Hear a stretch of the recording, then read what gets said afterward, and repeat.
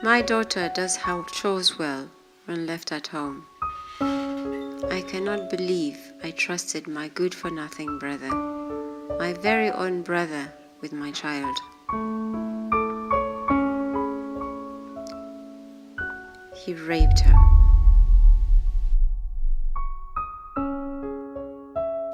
My baby was so destroyed for life, so traumatized that she could not even talk to me.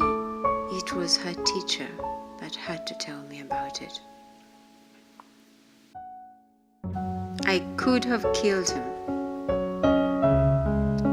My family members could not believe us nor support us. The local council could not give me justice for my child. Good people, let us end sexual violence against children. You've just been watching a clip of a girl that was abused by her very own uncle. Unfortunately, this is a real-life situation. Well, for us, we've just been acting it out, but we have to face the sad reality that this actually happened to a girl that we know. And more unfortunate is that her family was not willing to protect her, but they preferred to protect the uncle that abused her. Sexual violence cases are vivid and real in our communities. And many children are silently suffering just because many of these cases are covered off by relatives because they are the first people these children report to. They are the first response rate actors that we desire to be in this part of the system. In most cases, children have been denied of their rights in such a way that maybe people who would have fought for their rights are trying to protect the relationship they have within their families, their friends, within their communities. One of the things we have discovered through the studies we've made is that the majority of people who sexually abuse children are actually family members. According to what the uncle of the child has done, I say it is really bad. I condemn it. It is very bad. But in most cases, our relatives tend to protect these perpetrators of violence against children. In most cases of sexual abuse, like defilements, you find they are defiled by their fathers, their uncles, their brothers. But the parents tend to maintain the status quo. They think that the family is going to get ashamed, the family is going to be minimized. They fear the stigma of society, that they have somebody who has defiled a child within, who has carried out an incestuous relationship.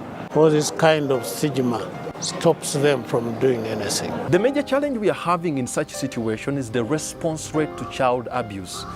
It becomes hard to penetrate and get to the real effect and the perpetrators. You cannot get to the detail of what is happening. Sometimes even the perpetrators run away and the families know in truth of what happened. However, you cannot get to the detail because the family fences the perpetrators, and in the end, the cases are covered off till the end. We say, let us work together and bring these people to book. What we have to do is for members of family to understand clearly the consequences of sexual violence on a child. And when they start understanding how it affects the brain, how it affects the behavior, how it affects the future of them, the future relationship in marriage and in producing children and propagating violence, then they'll be able to think twice before they start protecting them.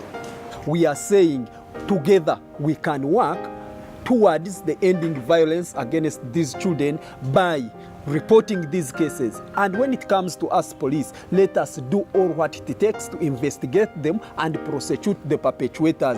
In that, we give confidence to our reporters, and at the same time, we can move out to sensitize and tell people about this evil. My advice to everybody is that don't trust anybody with your child.